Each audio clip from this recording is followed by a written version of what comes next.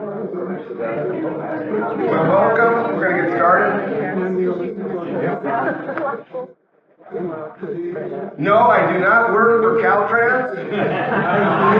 And I am not the great pumpkin from the Charlie Brown cartoons, okay? So we'll set that aside. This is a festive shirt for the Halloween celebration on Tuesday. That's all it is.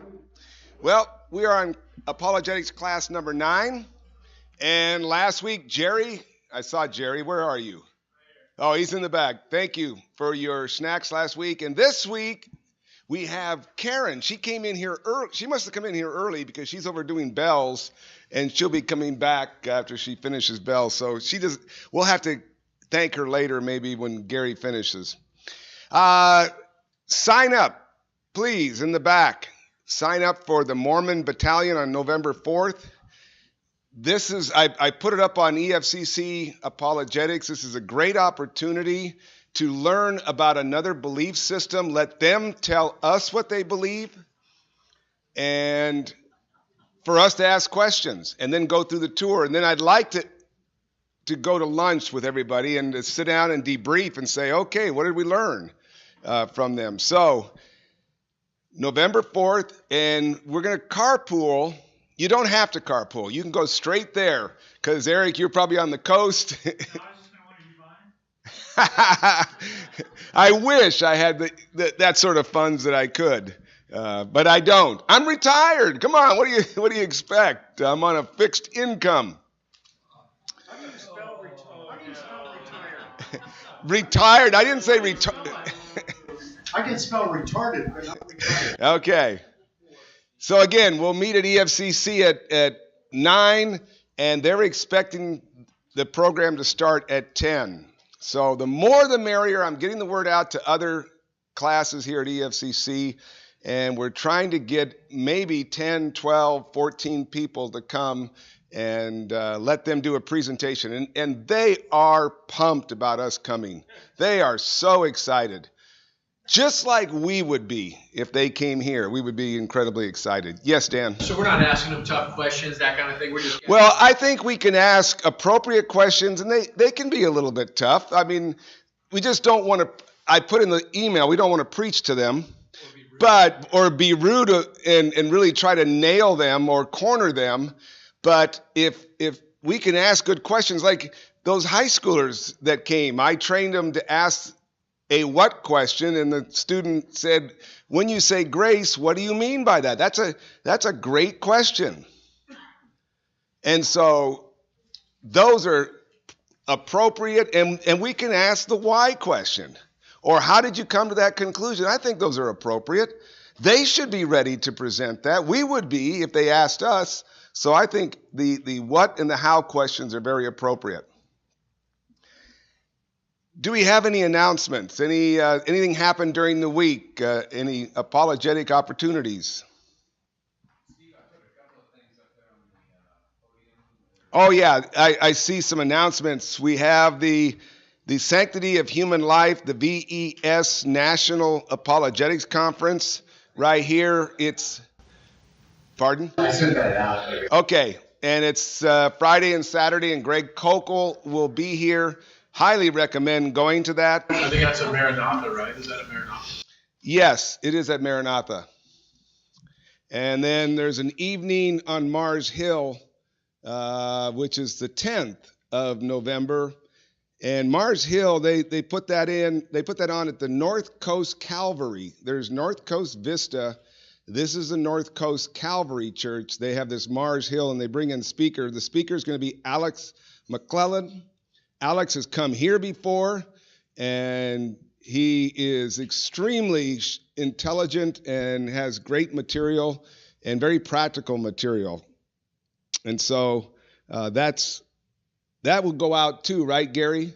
We'll get that out Friday, November 10th at the chapel from 7 to 9, an evening on Mars Hill.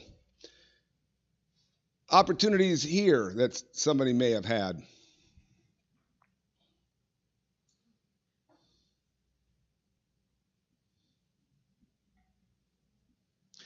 I'll just share one from that's going on. I can't go into detail, but I am in a very intense online debate with a very intelligent atheist, math major, and he's a math tutor. And this has been going on for about 3 months. And I'll tell you what it's doing for me. He's as hard as nails. I don't, it's going to take a massive work of the Holy Spirit to turn his heart. But it is forcing me to do a lot of research, which is good. It's a good thing for me to have to continually research. I have the resources to do that. And so, yes, at times I'm going, man, do I have to reply to this guy again? He's got all these contentions, and we're talking on the resurrection. That's what's interesting.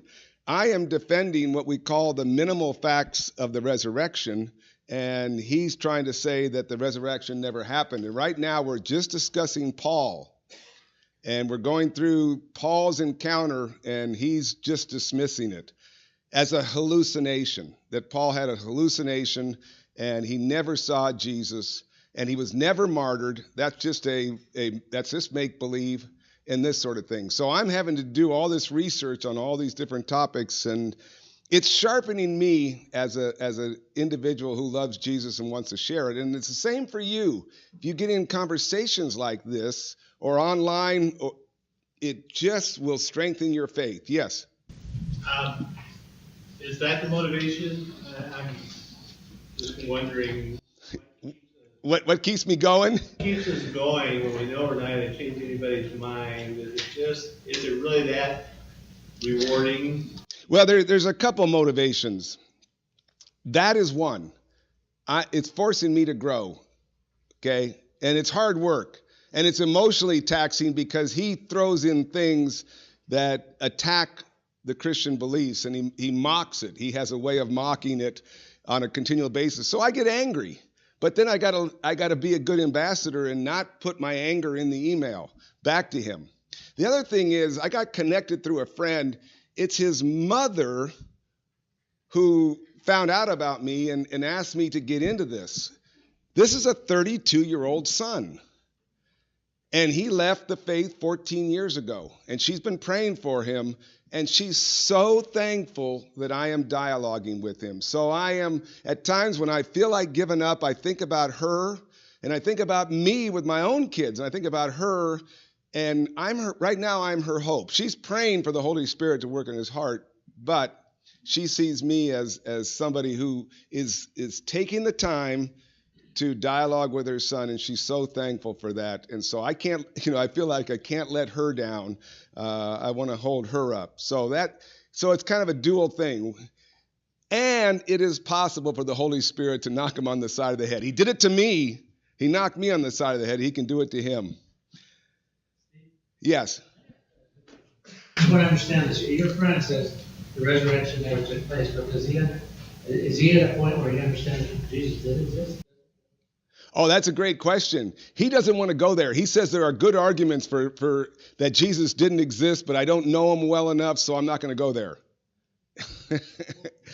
Yes, Nathan. A quick thought on that. Gary Habermas makes a good point, as he says, even if, so for example, if Paul didn't see the risen Jesus, anybody who disputes that still has at least 3 or 4 other minimal facts they need to refute. They need to refute that Jesus died by crucifixion, which is admitted. These are facts that are admitted by even most of the most liberal scholars in New Testament studies who work in that field. You'd also have to explain that Jesus didn't die by crucifixion, that the disciples did not believe they saw the risen Jesus. You'd have to explain that. And that James, who was himself a skeptic, didn't see the risen Jesus. So he still has 3 other minimal facts you have to deal with. Actually, there's 4 because there's an empty tomb he has to overcome. So those are the minimal facts that I am going to defend, and he's right. I could give in on the Paul and still have the other 4, but my pride will not let me give in. I'm going to tell you, I'm not going to give in on Paul. I believe Paul really did see the risen Christ. Yes. Did the young man ever have a relationship with the Lord? He says yes, his mom says he did. He grew up in the church. Okay. Yes, Tracy. Cite Habermas again. He talks about instances where people have had legitimate hallucinations. But one property of hallucinations is they can be talked out of them very easily. For example, he uses an example of Navy SEALs in training who have been sleep deprived and are starting to see things. And there was a story he tells about a sailor on a ship who was seeing dolphins jumping over the ship. And the chief comes along and says, "Dolphins don't jump over ships." "Oh yeah, you're right." They're very easily talked out of a hallucination. So the fact that Paul was adamant, yes, this is what I saw, when you match it up with modern day medicine and what we know about hallucinations, doesn't match up with one. Okay, yeah, thank you, Tracy. I'm going to move on because I want to bring Gary up here, and I don't want to take any more time of Gary's. But I appreciate if you want to talk further on this and you have more thoughts, I'll talk to you after class. I'd love to hear from you. Father, just help us to be bold and courageous and to step out in faith. And may that be going to the Mormon battalion or talking with a relative or a friend. Just open those doors and help us to take that step, each of us, to step right up and be your ambassador. And use Gary tonight. In Jesus' name, amen.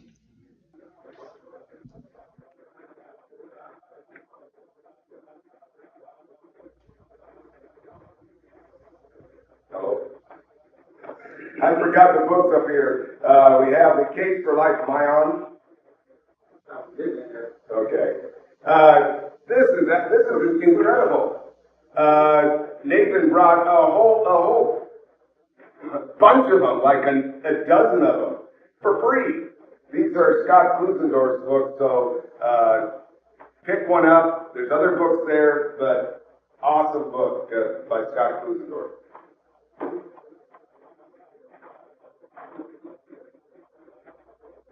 Well, this is the wrap-up of the third week of us doing Chapter 3. So if you can make sense out of how we're doing the organization, I did the first 3 weeks doing Chapter 1. Steve did Chapter 2 for 3 weeks. I'm doing Chapter 3 for 3 weeks.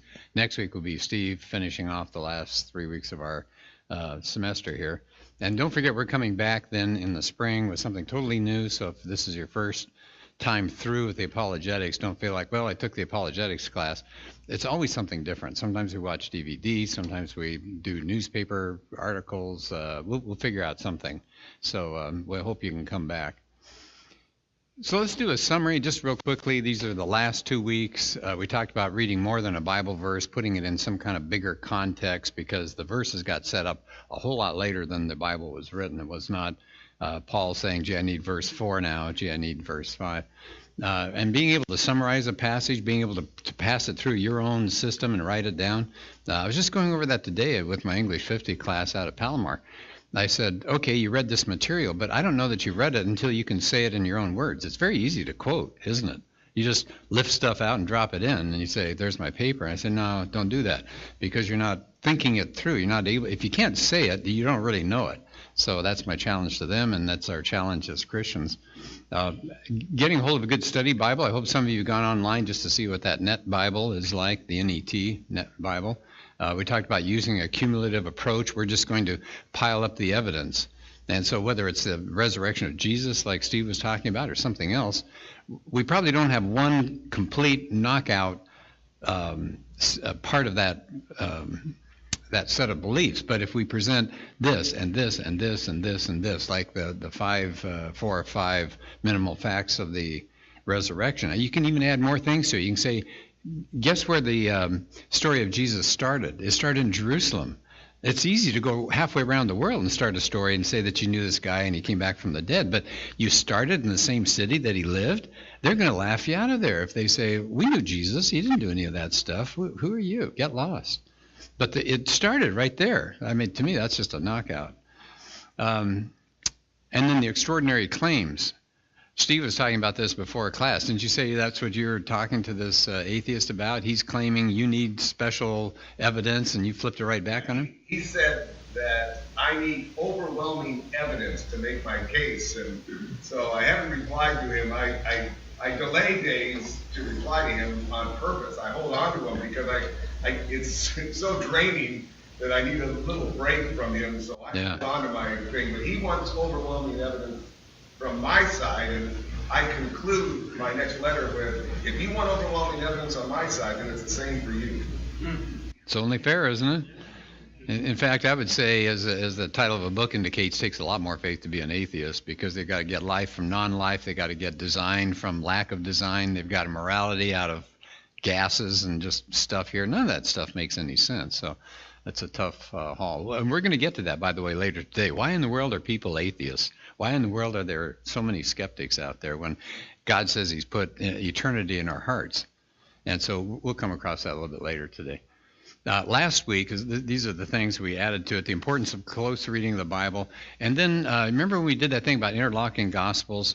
And I was talking to Richard about that before class tonight. He was just saying, and I agree, we're going to talk about that a little bit later tonight, that sometimes you look at the Gospels and they don't seem to match up exactly. And so we did the thing about interlocking Gospels. One tells you part of the story, another part of that Gospel gives you the full picture. You put them all together. And for J. Warner Wallace, he said to him that was the mark of eyewitnesses. So it's not a mark against Christianity. Now, that doesn't necessarily deal with contradictions. So I didn't really get into contradictions last week. You know, for example, one gospel says there's one angel at the tomb. Another gospel says there's two angels at the tomb. Well, people love to get those together and say, see, that's a contradiction. Well, they're not contradictions, but we're not really covering that tonight. We're talking more about those interlocking gospels that J. Warner Wallace was talking about. But the key thing is that ancient biographies had different standards. So we're judging these biographies of Jesus or Plutarch's biographies, all these things that were from the ancient world, we're judging by modern standards. That's unfair. They didn't believe in, like a recording of what somebody said and an audio and a video and things like that. It was okay if you summarized what they said. Frankly, it was okay if you moved things around historically. It was okay if you condensed things, if you stretched things out. Do you remember there's one scene where two of the disciples come up to Jesus and said, we'd like to rule with you? But one of the other gospels says they didn't say it. The mother of those two said it to Jesus. And so people look at that and they go, well, that's a contradiction. Well, in ancient times, there are all sorts of biographies that would do something kind of like that. They would say it was somebody or it was somebody else who was connected with that person because it didn't really matter. You're just trying to get across the essential characteristics of the person you're doing the biography of. So that's part of that. And then the interlocking gospels, we talked about Jesus claiming to be God. Boy, I love the book, the Forensic Faith book. If nothing else, it's got that whole section there, doesn't it, about the claims that Jesus said. When I've interacted with people, I've gotten this kind of comment, well, yeah, that's the book of John. The book of John, yeah, it's written a lot later, and you got this cosmic Jesus, and that's where Jesus really gets presented as God. Oh, really? Matthew, Mark, and Luke have all sorts of things in there. Jesus accepts worship. Jesus performs miracles. Jesus says, verily, verily, which meant I don't need any verification from somebody else. I'm telling you. It's not me telling you God is speaking through me. I am speaking to you. You see the difference there between the Lord told me, and that's the prophets in the Old Testament. Jesus says, I'm telling you. Take it from me. I'm not the mouthpiece of God. I am God. So there are a lot of passages in there I thought were good from the other three Gospels, of course, as well as the Gospel of John. There's a lot of evidence for early Christianity. Again, I like the book because he went through historian after historian, Jewish historians, Roman historians, all this evidence that talks about the reality of Jesus Christ.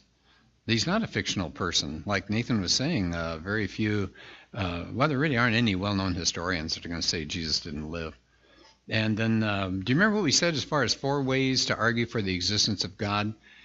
We've done this probably a half a dozen times in this class. Just take a second now. I don't want to hear anybody say anything for just a minute. But if somebody said to you, I'm not sure there's a God, there are probably 3 to 4 quick evidences that you can give to a person. What might one of those be? Dan? Starting in the universe? Yeah. How do you get something out of nothing? It's pretty simple. There's got to be a first cause. You can't keep having dominoes falling. Something had to flick the dominoes to get it started. The complexity of the human body. Sure, complexity. Karen. You quoted earlier, morality out of gases. How believable is that? Yeah. How do you get a bunch of oughts? In other words, things that you think everybody ought to do. How does that come about? Out of nothing, out of just material stuff. Christopher Hitchens, who well-known atheist, he actually said that cosmological fine-tuning, the fine-tuning of the universe for life, is probably one of the best arguments in favor of God. Yeah. Well, that's what convinced Antony Flew. You guys recognize that name? He was the world's premier atheist for a while. Anybody that was going to write about atheism would go look and see what Antony Flew had to say about it. And he debated Gary Habermas and some others. And toward the end of his life, he said, there's a God. Or at least there's some kind of force out there, because he said there's too much design. There's too much stuff that works exactly clock-like in this universe for it all to be an accident. And, of course, you know what happened. The atheist said that he's old and he's losing his mind. No, he was confronted with enough. He was honest enough to change his mind, which I thought was pretty impressive. Okay, so here we go. Here's the last part of Chapter 3, so for tonight. I think this is hugely important. Would you agree we're in a scientific society? I mean, even if people don't know science, they at least honor it. They trust it, and as soon as a person shows up with a lab coat on, they're saluting and everything's fine. Well, they had a lab coat on. So science has a real high position in our society. So I think this is hugely important to remember. Science doesn't really say anything. You ever hear people that do that? Oh, well, science says this, science says that. And he says, nuh-uh. Scientists say stuff. So what's he getting at there? What's the point? Everybody's got an agenda. I am so tired of people coming across as if science is unbiased. You ever hear that kind of stuff? Well, it's science. Here's the evidence. Hey, one word, ClimateGate. I mean, I don't care where you are as far as the real belief about global warming and things like that. I don't want to get into that kind of thing tonight, but apparently a whole lot of scientists loved the money that was coming in and were perfectly happy to kind of adjust some of the results. And you got that hockey stick thing that was supposedly we're all burning up. And so anyway, a lot of this stuff is going on. So I wanted to give you kind of a quick history. Science is going to be unbiased. Oh, really? And these are just a few that I thought of. You could probably think of another 10 or 15. Back in the 1800s, there was this desperate idea that it would be so cool if there was life on other planets. So this Italian guy sketches, he's got a pretty good sized telescope, and he's sketching Mars, and he sketches a whole bunch of straight lines. And he called them canali, which just means channel. That could be like the Grand Canyon. But he called it canali, and guess how it got translated in English? Canals. So everybody's picturing, like Venice. And you got a guy here in Arizona, Percival Lowell. He set up he had all this money to burn, I guess. So he set up a whole observatory to follow this Martian canal idea. And so he starts sketching them. He's seeing things that other astronomers are not seeing. And he's got, and he finds dark areas on Mars, and then he starts crisscrossing from dark area to dark area with these canals. So he says, these are oases, and they're trying to pump water back and forth because it's a dying civilization up there. He had people really going on this thing. Maybe you read a book called Martian Chronicles by Ray Bradbury back in the 50s. That was still popular. And then they shot some of the space probes past Mars. Oh, they were so disappointed. It ended up being, if you wanted to see the canals, you saw them. It was strictly inside you. There are no straight line canals on Mars. Yeah? There was a story this week, people probably saw it, that was in the news, that they interviewed a scientist, and I should have gathered more information, but they've decided that there probably is life on other planets, but since there's so much ice on some of these other planets, the surfaces are frozen over, so there's water underneath, so probably life is guaranteed to be underneath there. They just would never come above the ice, and they're just comfortable living under the ice. Yeah, there's a moon of Jupiter and I think a moon of Saturn where they say these things may be going on. By the way, I love NASA, but it seems like NASA these days, the only way they're getting their funding is pushing the idea of life somewhere else. It used to be just, let's go see what's out there, but now everything's about life. And it's got to be here, and it's got to be there, and it's got to be somewhere else. Give us some money, and we'll go find this stuff. Well, maybe they will, and that wouldn't hurt anybody's Christian faith, would it? Okay, but I just wanted to give you this kind of short list here of ways that scientists have had agendas. So Darwin comes along. I'm going to give you a couple of quotes about Darwin and from a scientific perspective in a minute. What's eugenics? Name of Margaret Sanger ring a bell? Planned Parenthood. Eugenics is, look at EU means good genetics, and what are you trying to do? Well, you got to get rid of the riffraff, and Darwin said there's a whole lot of riffraff in life. There are a lot of these dead ends, and even among the human species. You ever seen the branch of humanity according to the Darwinian view? Guess who's at the top? The Anglo-Saxons. Guess who's down at the bottom? African Americans. And, groups and wherever, they were the lower groups. And so Sanger comes along, and science thinks it's a great idea to go through and kind of weed out the misfits of society. And Hitler took it to a whole new level, didn't he? It was not just misfits, it was his idea of who the misfits were. So it was the Slavic people, and it was the gypsies, and it was homosexuals, and certainly it was Jews. But, he took it to a huge extent. But, do you see the philosophy coming in here, the scientists that backed up Hitler's ideas? And it all kind of comes out of this whole Darwinist thing. Expelled gets into that quite a bit, if you've ever seen that movie, Expelled. How about Einstein? This one cracks me up because everybody honors Einstein. Everybody's got that iconic picture of him with all that hair all over the place. Do you know the story of Einstein and the static universe? It was in the 1920s, and a guy named Hubble, the original guy they named the new thing going around the Earth for, the observatory. So this Hubble's looking out in space. He's got nice telescopes now. He's up there at Mount Wilson in Los Angeles. And he's finding out that the universe is expanding, which means if you ran it backward, like a movie, run it backwards, it's all going to go down to nothing. Well, that didn't go over very big. Can you see why? Do you see the philosophy, the glasses that they're looking at life?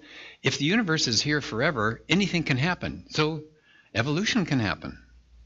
Something can come from nothing, I guess, if you give it trillions of years. So Einstein was one of those. He didn't like the idea of a start to the universe. So what did he do? He fudged his mathematics.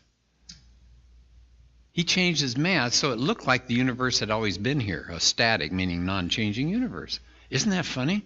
This guy is the premier scientist. He's the one you think of. What's 20th century? It's Einstein. But the guy fudged. Later on, he said that was the biggest mistake of his life because finally other proofs came in that this universe really had a start. By the way, the Big Bang is a great asset. It's an ally of Christianity, so nobody in here should fear the Big Bang. What does it say? The universe had a start. And everything came into existence. It's not like there was some stuff here and it kind of came together and brought the universe. The whole universe, everything came about, which means whatever started it was outside the natural world. What do we call that? Supernatural. And I think we can say God. Some people don't want to, but I think that works pretty well. How about mandatory sterilization that they were doing? That happened in the United States. The United States, because scientists said that's the way we got to take care of some of the problem people. We're back to the whole Darwinian, weeding out the worst among us. Today, I think we're into another area, the gender reassignment surgery. You've got scientists, you've got doctors, you've got people in authority positions saying this is a good idea. The only ones that don't think it's a good idea are the doctors that have tried it for a while, and it's the people who've gone through it.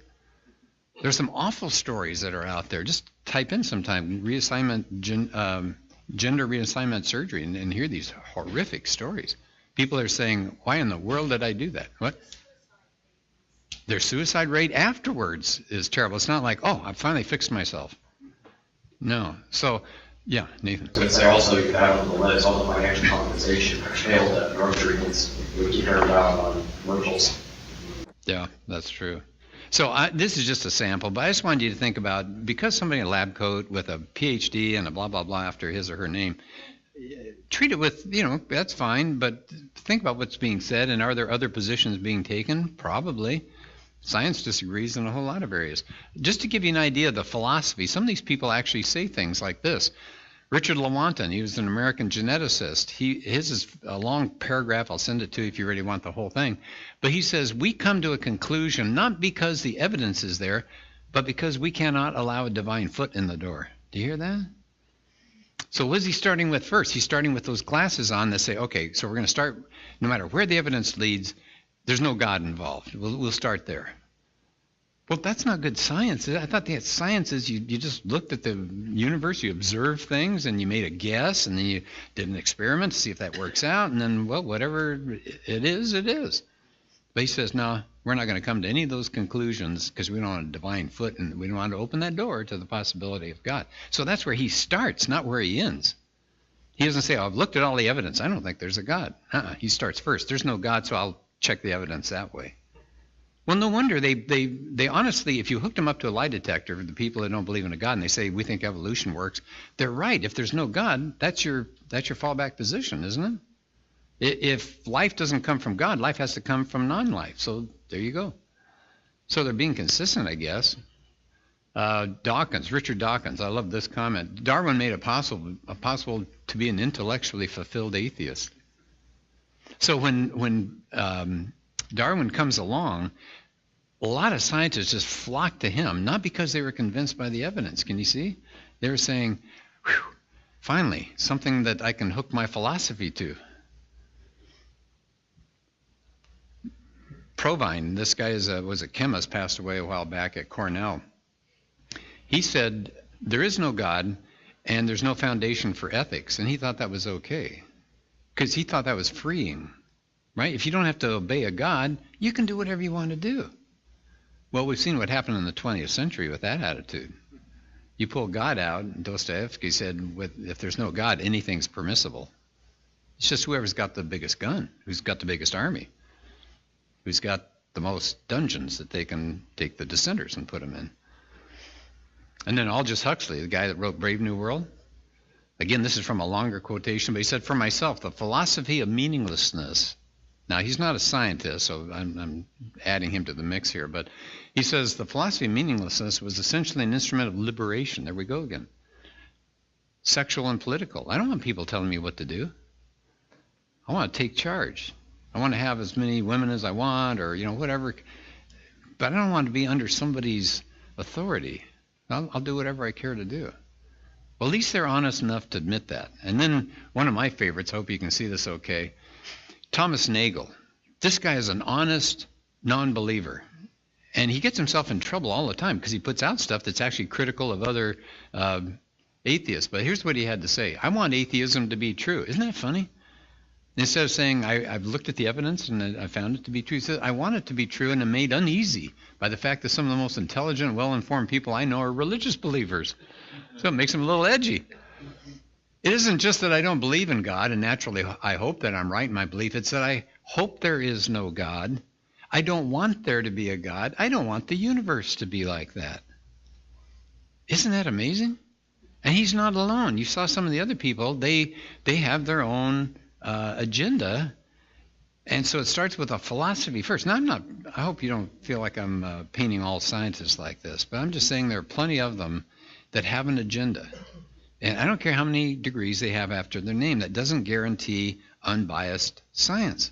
So that's just something to be aware of, and I thought Wallace made a good point about that.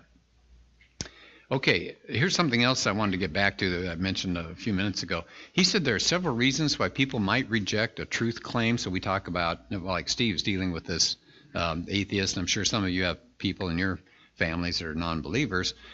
He says there are really three reasons why people will not accept a truth claim. One is rational. They just looked at the evidence. They don't think the evidence is that strong. They say, hey, I've checked it all out. I've read. I've looked into this. I don't think there's enough evidence. But some people have gotten into an emotional situation.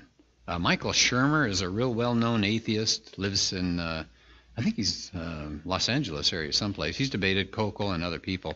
And I forgot who it was. Somebody that real close to him died, and he and friends had prayed for her, and she didn't make it. She died auto accident or something. So that was it. He was done with the Christian faith. It was an emotional reaction for him.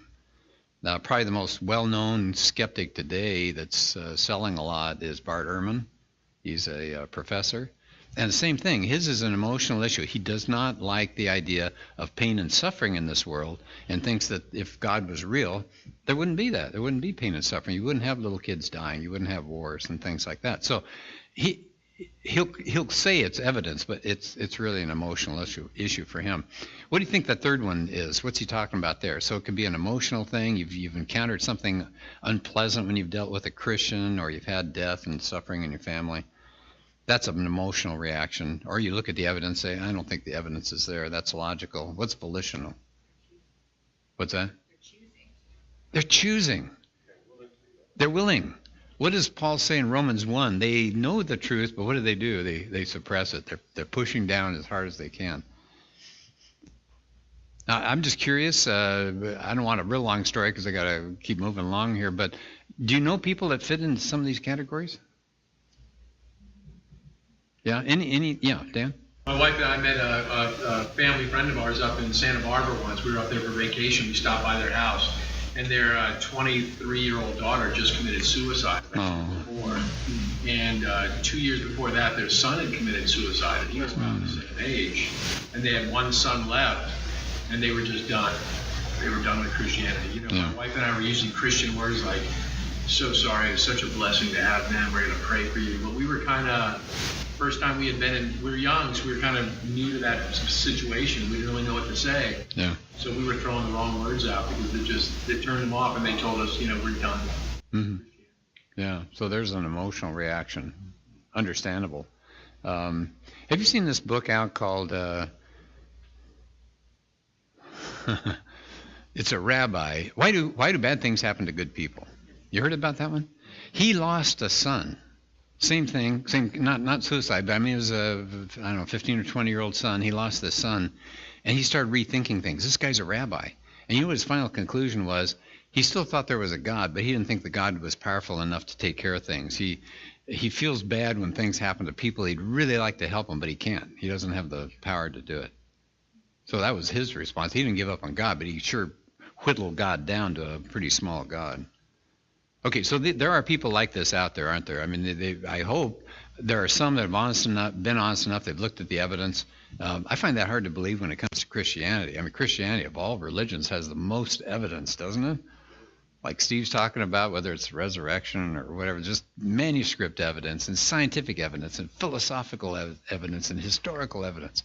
So it's out there, but there will be some that'll just look and say, I don't know, I just don't find it convincing. But it's emotional, and like Dan's talking about, it takes a different approach, doesn't it, when you're dealing with something like that, somebody like that. I think about the book of Job, at the beginning of the book of Job. These guys come over when Job is in the worst state of his life. He's lost family members. He's got sores all over him, just sitting out in an ash heap someplace. And do you remember his friends come? When they open their mouths, they screw up everything.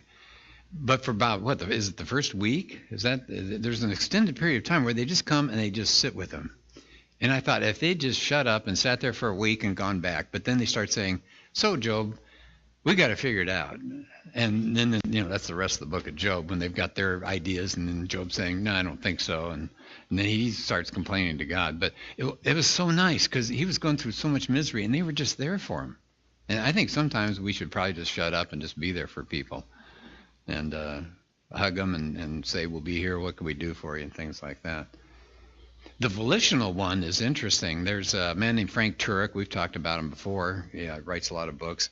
Crossexamined.org. You can go find a lot of stuff that Frank Turek is doing. He has a TV show that I think you can, it's some weird channel, so I think you can go onto his website and, watch it off of that, but crossexamined.org. He says, he asks this question, if he thinks the problem is emotional and volitional rather than it's just a, rational intellectual problem, he says, well, let me ask you something. If I ask you a real blunt question, would you give me a real blunt answer? He said most people say, sure. So he says, if I could prove to you that Christianity was true, would you become a Christian? He says if they pause, it's not a rational issue. It's in one of these other two areas. He said he's actually had people say to him, no. So he goes, okay. So it's in a new category, isn't it? Probably volitional, but maybe emotional. So that might be kind of an interesting approach. If you've really hit a dead end with somebody, just say, hey, look, let's be honest here. If I could prove to you that Christianity was true, would you become a Christian? And some people are going to say, no thanks. Now, you can still talk to them, but you see you're up against a different kind of situation there. Now, let me turn to you a little bit more. So I gave you guys a bunch of personal questions on the handout. It was like a 3-page handout, probably scared people off. But anyway, it was out of the book, so I was just hoping that you could react to it. So Wallace was talking about the importance of having access to good resources, everything like a commentary or a Bible that you don't mind writing in. A lot of people treat Bibles, it is God's Word, but a lot of people don't even want to write in it. They don't want to underline, they don't want to circle things. Bible study software, an online library, a physical library. Are there some that you have that you go to again and again that you really like? Steve's got this software program. What's it called? Logos? It's Word Search. Word Search, okay. And it's for finding like key words in the Bible and... It depends on how much money you put into it. Okay. It is a money suck, and I have so many commentaries and Bible dictionaries and Greek and Hebrew dictionaries, and mine is now massive, but money has disappeared into it. I don't know where it goes, into a void, but it is an incredible tool. I've built it into an incredible tool, and so I can study passages from so many different angles with so many different experts. And there's other Bible programs that are very similar to that. Logos, and there's other ones. The church has one, I forget what it's called. Yeah. Well, are there things that you guys would volunteer and recommend? Nathan? Really good book. More as a handbook, not for reading. Wayne Lane Craig and J.P. Moreland's book, Philosophical Foundations for Christian Worldview. They put a lot of these concepts in there, and if you're struggling with insomnia, it's a really good investment because they take a lot of these deep philosophical concepts and they talk about it and how Christianity addresses it. So they have a really good section in there on miracles and also on Christian doctrine, and then also the science versus faith dilemma. Sure. And by the way, I always forget how often I send these things out, but I've got a 4-page resource list I'll be glad to send to you if you have some questions about, what are good magazines to read, what are good DVDs to get a hold of, what about the history of the Bible, what about science, whatever. So I'll be glad to send that out to you as well. Let me recommend a couple that you might find interesting that you haven't heard as much about. I know you've heard of this one, The Story of Reality. But if you want to understand the basics of Christianity, we covered this last semester. So if you missed out on that, that's an excellent book by Greg Koukl. Paul Little put out a 2-book set. One is Know What You Believe. Very, very thin, very easy to read. And the other's called Know Why You Believe. So that's apologetics. But this is basic theology. This is just understanding what Christianity is all about, the role of the Holy Spirit and the church and Jesus and God and things like that. A third one that is, Colson's one of my favorite authors, Chuck Colson. And this one's just called The Faith. And it says what Christians believe, why they believe it, and why it matters. So it's kind of a mixture of basic theology, but a little apologetics along the way. And of course, he tells some wonderful stories in there. I probably shouldn't take the time to do this, but there's a hilarious story. Maybe I'll wait till next time. Oh, okay. He says, few people actually think about Christianity. So he goes to a governor's prayer breakfast. The gentleman seated next to me greeted me with a blunt warning. I'm an atheist. I looked at him for a moment, looked very together, community leader. And so Colson says to him, oh, that's interesting. I've never really met an atheist. He says, an atheist believes the existence of God has been disproved. Can you tell me how you've done that? Well, maybe I should have said I'm an agnostic. Oh, when did you give up studying about God? I said. Now his neck began to redden. Well, I never really tried. So Colson said, but an agnostic is one who says he doesn't think God can be known. Then you can only be an agnostic if you tried to know him and you've exhausted the search. And he says, I probably shouldn't have added this, but he says, so I'd say that while you appear to be a very well-educated person, you made an unsupportable statement. The guy was pretty quiet the rest of the evening. But Colson's stuff is fun to read. And then here's another one that, it might be interesting for you or for a person who's just become a Christian. Sometimes we give them stuff that's maybe too difficult. Here, read systematic theology. You're not a Christian. and that overwhelms them. But again, this is very short. It's by a guy who's very conversational in his approach, and it's called After I Believe. So this person has walked up that aisle, or this person has signed the card, or this person has said to you, I've given up. Jesus has got my life. I'm becoming a Christian. And this is a really good book you can give them to get into what do you do as a Christian? What does it mean to gather together? And how should you read the Bible and things like that? So it's just called After I Believe. Mark D. Roberts is the author of that. So that's an excellent one. So I hope you guys have some good resources, and I hope you grabbed all the things that we've brought over the weeks. And if you've got things you want to share that you've already read or you don't plan to hang on to it, whatever it is, just bring it, and we'll add it to the stack over here. You mentioned systematic theology. I'll put in a plug and say, if you really want to dive into it, having a good textbook on systematic theology is a very useful resource because in a Greg Coco Tactics book, they say, well, what do you mean by that? And you maybe ask the same question. Well, what exactly do you mean by grace, by sin, by redemption, things like that? And, I've got a copy of Wayne Grudem's Systematic Theology textbook. And it's great to be able to open that up and say, well, this is exactly what we mean by this. This is what the Bible says about it. And to be able to have a resource where you're not guessing or saying, well, I think to me it kind of means this. I think I remember the pastor talking about it this way. It's a good resource to be able to open up and say, okay, here are some references, and this is what is meant by this term, this concept, etc. Yeah, that's a good point. These are just some other questions. I was just curious to hear your response. But he talks about sometimes people read the Bible and they jump to a conclusion that really wasn't something they should have jumped to, or an inference as you read the Bible. So I'll share mine with you, and then I want to hear some of yours. And this is just a small list of the things that I've jumped to before really thinking it through. So when I was younger, I would read Genesis 1, and I thought, well, that's pretty obvious. 6 days of creation, and then God rests on the seventh day. And then the older I got, the more I realized it doesn't match up very well with science. And then I'm thinking, well, is science that crazy? And Genesis is, what's going on here? And so now I'm probably more confused than I ever was about Genesis. There's a group called the Theistic Evolutionists that are sincere, good Christian people. They interpret Genesis differently. There's a group called the Analogic group. There's Tim Keller says he just thinks Genesis 1 is poetry. That's not an attempt to do science. He says Genesis 2 gets you into the history. That's the real story. You've got people that are young earthers that would say that it really was 24-hour day periods. You've got people called old earthers or day age that say those represent time periods. And so the older I got, the less sure I am of some of that. I think I've landed in one camp, but I've got... yeah. What's that, Bill? Yeah.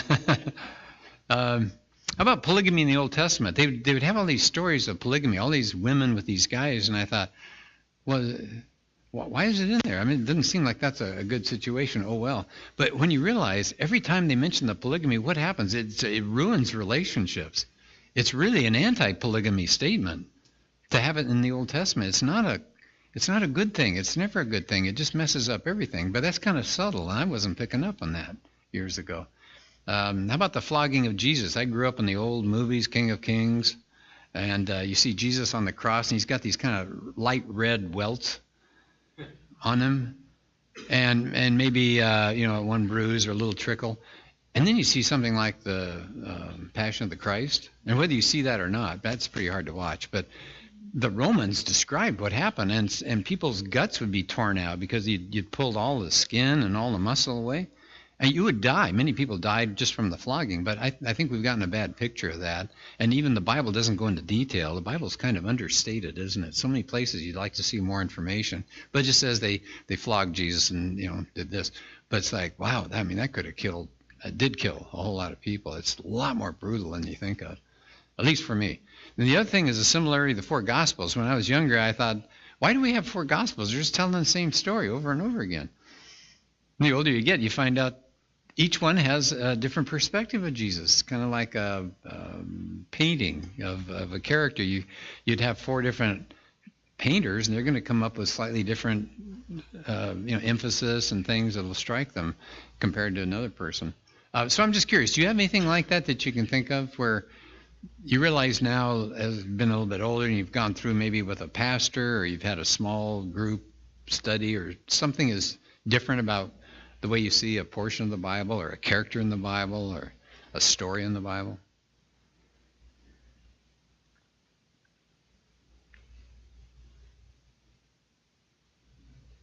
Alan's in the back.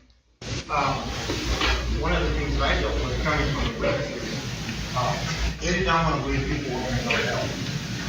But together, they weren't going to do that. Of the whole thing, of how that belief got started.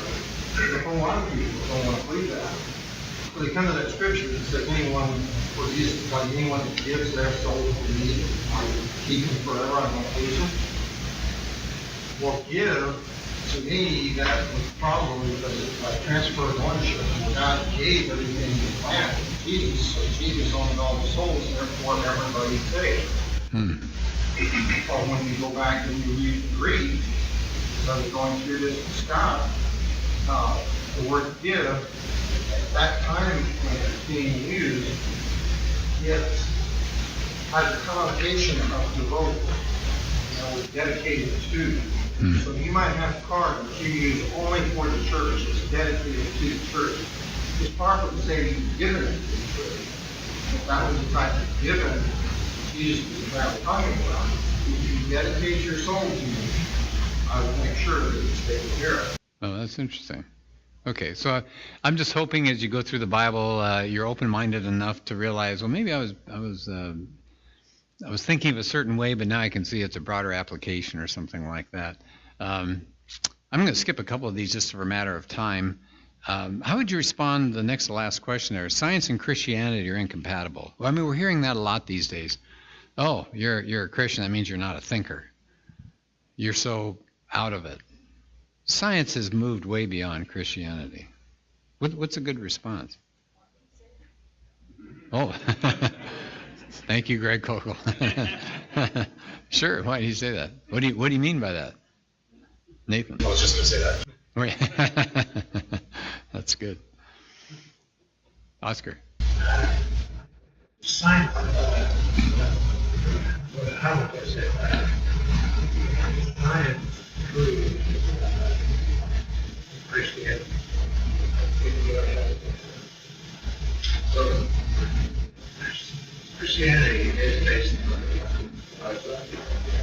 Yeah, if we'd been around 150 years ago, we might have to take a lot more of the Bible on faith, because it did look like Darwin's time, and they're looking through crummy microscopes and talking about how simple the cell is. By the way, did you all get my text this week? I sent you the little, 4 or 5 minute video from Harvard. Do you see those? They're called dynin. That's the name of the protein. Do you see it walking across those microtubules carrying that stuff? Isn't it amazing? And I think I sent you stuff from the mystery, Unlocking the Mystery of Life, and I wish it was better quality. But there again, just what's going on inside the cell. Stuff is being shepherded from place to place. Things happen along the way. It's just an assembly line. That's evolution, Gary. Yeah. Henry Ford couldn't do stuff that great, I mean, he came up with a pretty good assembly line. Jerry? I think Wallace sort of hit on it early in the book about the supernatural. Anybody that believes Christianity has anybody who believes in Christianity has to accept there's supernatural connotation to that. Yeah. But when you say science, that makes them think there can never ever be anything supernatural associated with science. Yeah. And so that's why they say you can't be a Christian and believe in science because you believe something supernatural. Part of the problem, anyway, I don't know if I finished my statement, that 150 years ago, it looked like science was moving this way and God and Christianity was moving this way, but they're starting to come back together. I've got all sorts of quotations that talk about miracles coming from non-Christians, talking about how you got the universe together. And so they'll use words like, seems like a miracle. It's like, yeah, you're on the right track, you know. So again, if you want that, I can send you all that kind of stuff. But it's just interesting to hear scientists today, they're not poo-pooing the idea of another dimension out there beyond our world. Okay. Give me about 1 or 2 more minutes here.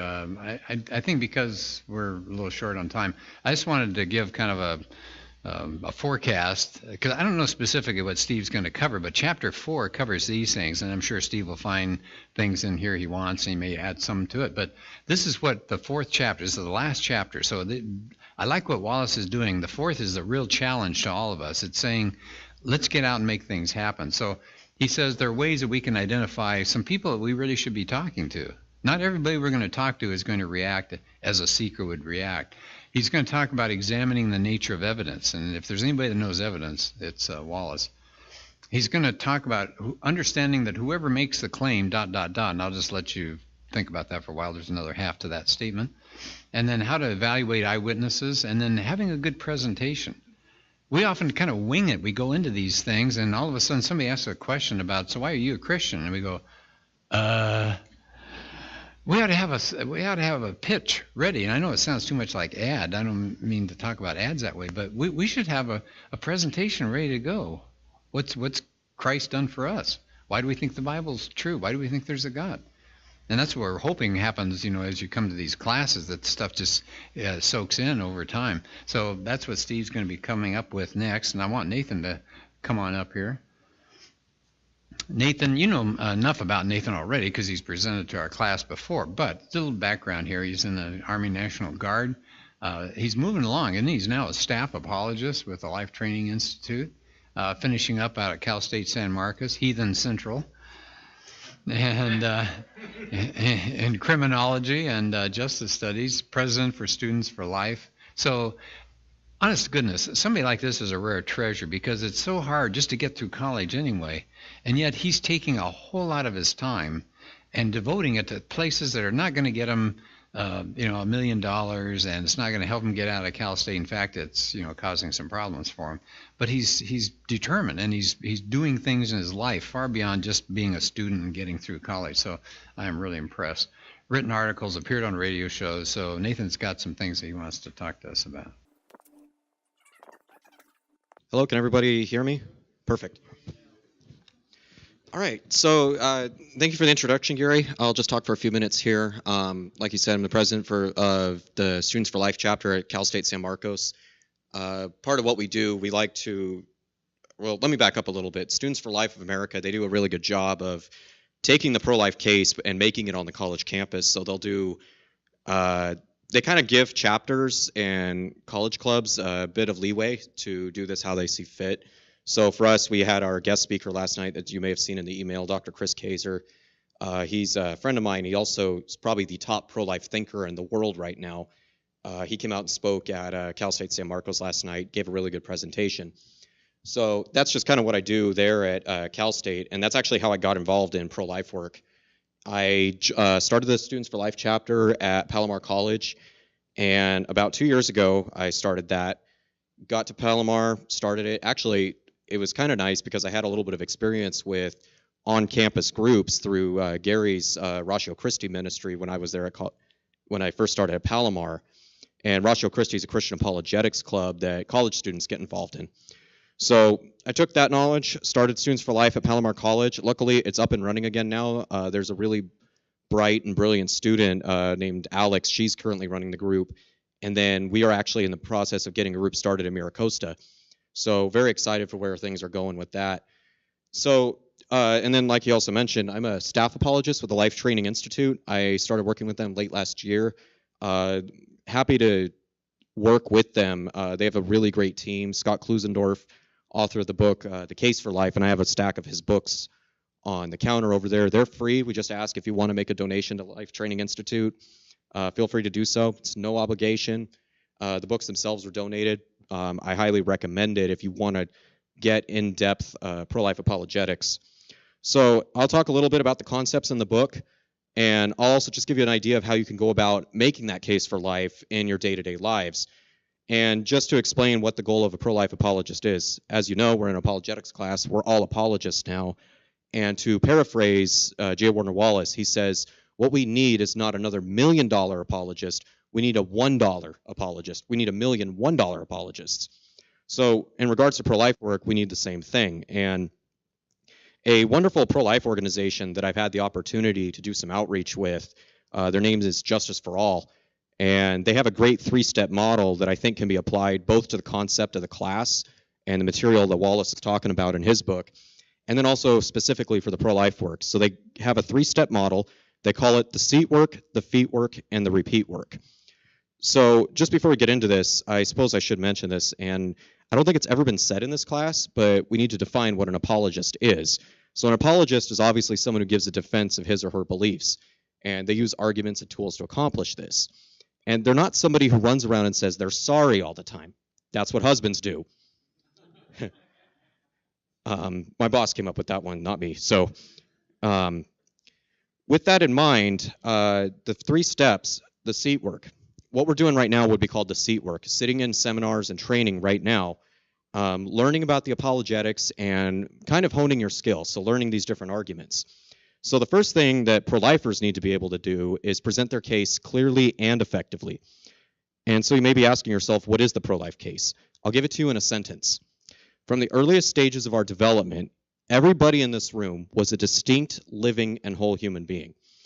We were distinct in that we were not part of another human being, like, say, the skin cells on the back of your hand.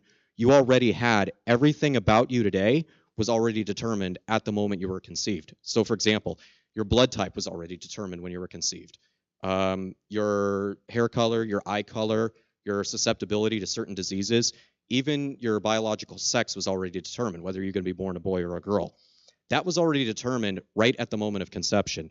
And the science of embryology has established that conception is when we all began our lives as human beings. We were distinct, we were living because we were growing, and dead things don't grow. And we were whole human beings, though we had yet to grow and mature. We did, as philosopher Richard Stith points out, we developed ourselves from within. We weren't constructed like, say, your car was. And Richard Stith gives the example, if you remember what a Polaroid camera was, if you take a picture of the Polaroid camera, that picture develops itself from within, not from without like a painting would, where a painter is adding the paint to the picture. The Polaroid camera picture, take the picture, spits it out, develops itself from within. That's what we were doing since we were conceived, and actually everybody in this room is still doing that right now. Our bodies are constantly replacing cells, old tissues are breaking down, new tissues are created. So we were distinct, living, and whole human beings. And we also have to be able to communicate to people that there's no essential difference between the human beings we were back then and the adults that we are now that would have justified killing us. So differences of size, level of development, environment, and degree of dependency are not good reasons to say that you could have been killed back then, but should be protected now. Those are the only 4 differences between us back then and us now. So I'll just talk briefly about these 4 differences. Philosopher Stephen Schwartz has put this acronym together that can help you remember this. It's called the SLED acronym. Size, level of development, environment, and degree of dependency. So just talked about briefly about them. Size, yeah, we're a lot bigger now than we were back then. In fact, when we were conceived, we were tiny. Yes, there was a difference in size, but that does not mean there's a difference in value. Shaquille O'Neal is far bigger than Hillary Clinton, but we will not say he's more of a person because of it. Well, we might say he is more of a person, but size has nothing to do with it. So size has no bearing on the value that we should place on human beings. What about level of development? Yeah, we were far less mature back then than we are now, but level of development doesn't really determine whether or not we can be killed. For example, a 2-year-old girl is far less developed than a 22-year-old woman. She has just begun to utter her first words. Maybe she's speaking sentences now. She's beginning to walk. She's far less developed than her 22-year-old sister physically. Her reproductive system is not in place yet, and she's far less developed mentally. But we would not say that 2-year-old is far less value than her 22-year-old sister is. Level of development cannot determine how much value we should place on someone. The next letter in the category, E, environment. Where you are has no bearing on who you are. When you walked into the room today, you changed location, but you didn't stop being you. When you got out of bed and hopped in the shower or got your coffee this morning, you changed location, but you didn't suddenly become more or less human because of it. Maybe after you got your coffee, you could become more human, but Your change of location didn't change your status. The truth is, if you weren't already human and valuable, you're not going to get there simply by changing your address. And finally, the last category, D, degree of dependency. Yeah, it's true. We depended far more on our mothers for our survival back then than we do now. And we should be very thankful for that. But just because we depend on somebody bodily for our survival does not mean they have a right to kill us. For example, conjoined twins, otherwise known as Siamese twins, an older term, they depend on each other for their bodily survival. But we would not let one of those twins kill their brother or sister simply because that brother or sister depends on them physically. So the four differences: size, level of development, environment, and degree of dependency. And not a single one of those categories means that you could have been killed back then, but should be protected now. And just to kind of conclude that part real quick, we can actually answer the equality question better than our secular critics can. What's the big buzzword going around in the culture right now? It's equality. Income equality, gender equality, racial equality. It's the big buzzword, especially on the college campus. We can explain what makes us equal better than our secular critics can. What makes us equal? Go back to Genesis. The Bible says that men and women were created in the image of God. That is what gives us our value. We have value because of the image that we bear. So next step, the feet work. How do we take this to the streets and apply it to our work as apologists? By the way, if you want to know how to use the feet work, Steve's field trip to the mission, the Mormon Battalion next week, is a really good way you can take what you're learning here and let somebody else teach you about their beliefs. So we take this to the streets. We need to be able to learn to communicate this truth when we do the feet work by applying this to our conversations, whether at a pro-life outreach or talking to a friend or relative. And one way to accomplish this is to recognize that many people approach the issue of abortion by simply assuming that the unborn aren't human like the rest of us. And it happens so often that most people are very unaware that they are even doing this. So how do we point out this mistake? Well, Greg Koukl has a good tactic that he calls trotting out the toddler. Koukl points out that if the unborn are not human beings, then there's no justification for abortion that's necessary. But if they are human beings, we'd better have a very good reason for why we're killing them. And he points out that virtually every argument that is given in favor of abortion starts out by simply assuming that the unborn are not human. And if we were to apply the standards that people give, or the reasons that people give for abortion, it would also logically justify killing many born children as well. So for example, somebody says to you, well, what about a poor woman? She's not able to take care of this child. She's not going to be able to take care of him. She's not going to be able to feed him. Maybe the dad's a deadbeat dad. He's not there to take care of him. Yeah, we are right to feel sympathy for her, and we very much should. But because we feel sympathy for her does not mean there is no right answer. So here's what you say. Okay, those are really good reasons, but let's think about that for a second. Imagine I have a 2-year-old in front of me. For the same reasons, the mother's not able to take care of him, father's not in the picture, she's just lost her job, and there's nobody around to support her. Would we allow that mother to kill her 2-year-old so that the checkbook could balance at the end of the month? Well, of course not. Well, why not? Because he's a human being. Now we know what the question is. If the unborn are human, like that 2-year-old, should we be killing them so that the checkbook could balance at the end of the month? Now, this isn't being sarcastic or snarky. It's simply pointing out what the real issue is. The issue is not choice, privacy, financial hardship, even politics or religion. The issue is, what are the unborn? And just to give one more example, even with the hard cases, I've had a lot of people, they will usually the first question out of their mouth, and I think it is a very important question, what about a woman who has gone through something hard like a rape or an incest? It's a very good question, but we need to think about that for a second. How should a civil society treat innocent human beings who remind us of a painful event? Is it okay to kill them in order to alleviate our own suffering? For example, I have that toddler again in front of me. He was conceived through a rape, and every time his mother sees him, she is reminded of what was done to her. We would not let that mother kill her toddler in order to alleviate her pain. And for the same reason, even killing the unborn would still be morally wrong. We should come alongside her, love her, and help her. And my friend Steve Wagner does a really good job of stressing this. He works with Justice for All. He does a really good job of stressing this. He says, we need to show that empathy. Not pretend we have empathy, but really show that empathy to someone who has gone through that. But remember, there are 2 human beings involved, the mother and her child, not just one. So most people will simply assume the unborn aren't human. Now that we've clarified the issue with the person, the question we need to answer, what are the unborn? The unborn are distinct, living, and whole human beings, and there's no relevant difference between the adults that we are now and the unborn humans that we once were that would have justified killing us. So now the third step, the repeat work. The final step is to take the first two steps, the seat work and the feet work, and continuously implement them either in our day-to-day lives or when we're doing pro-life work like on the college campus. So when I've done outreach with groups like Justice for All or the Center for Bioethical Reform, it has always been a great learning experience for myself and the team that we're working with. And Justice for All has a really good model that I think we can use, especially with students. They will take students out, like actually I did some work at UCLA with them. They would take their students, the pro-life students at UCLA, they would take them out, do all-day conversations. In fact, actually Steve and Dan, you were there when we did this with CBR at Miracosta and Cal State. They'll take people out. You'll be out there all day having conversations with people. And it could be a little daunting at first when the conversations start out, but once you get going, it's really easy to begin to feel sympathy for a lot of people who are not following Christ and to be able to show that love to them. Because there are a lot of people out there that are hurting from this issue. And doing pro-life outreach is a really good way to show that love of Christ to somebody who is hurting. And I've actually had the opportunity to share the gospel.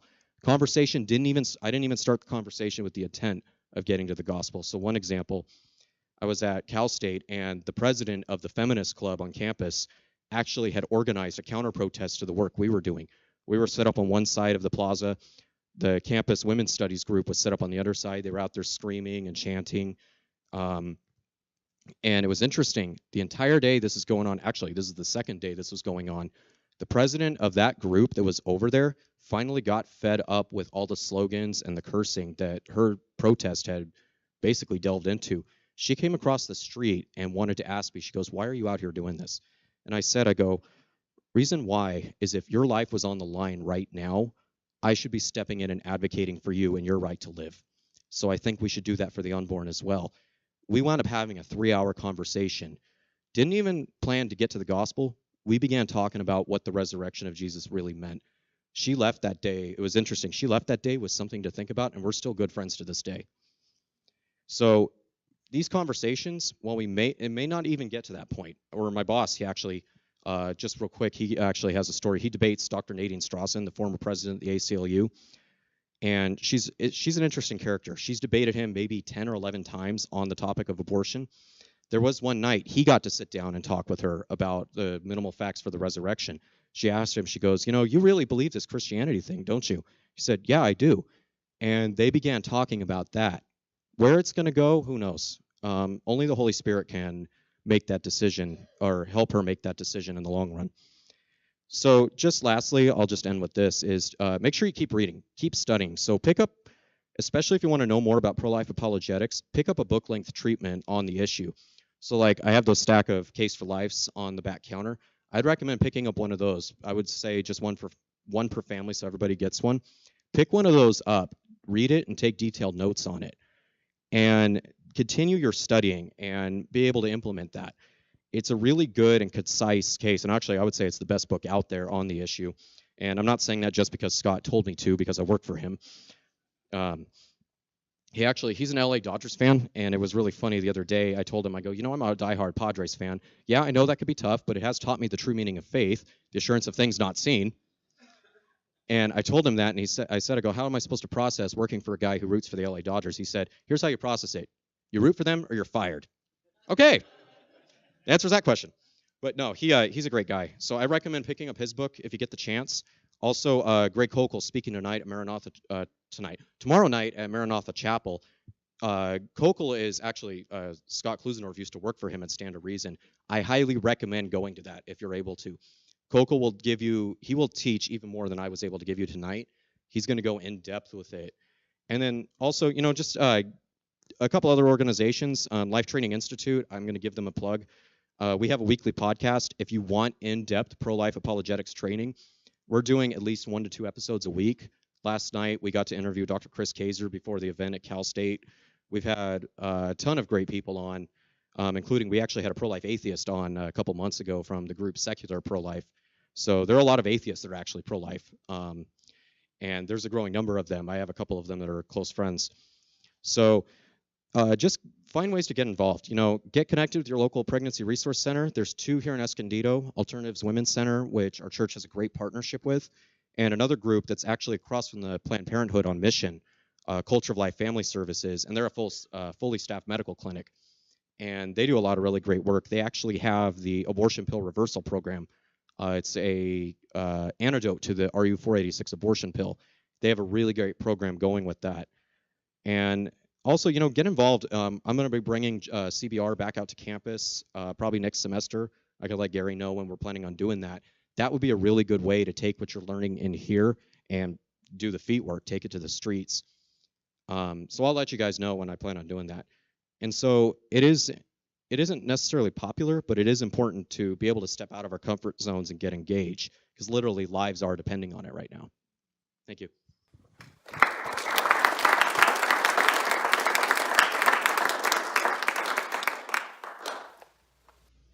Didn't Kokol have something called Precious Unborn Persons?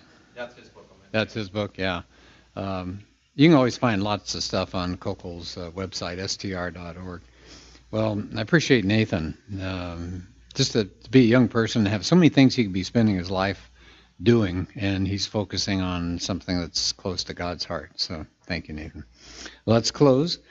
Father, I thank you for this evening. I thank you for the people that are willing to come out, and I pray that you'll bless their time here and make it something that, like Nathan was talking about, that we'll use our feet and not just our sitting here, but to take it out and deal with people around us. And even if all we're doing is asking questions and finding out what their position is, at least taking some small steps and learning your word and making it useful to us. And so pray that you bless us as we go about the rest of this week and weekend. And thank you for the church here, willing to open up a door and let us come in. And pray this all in your son's name. Amen. Probably more munchies. Thank you, Karen.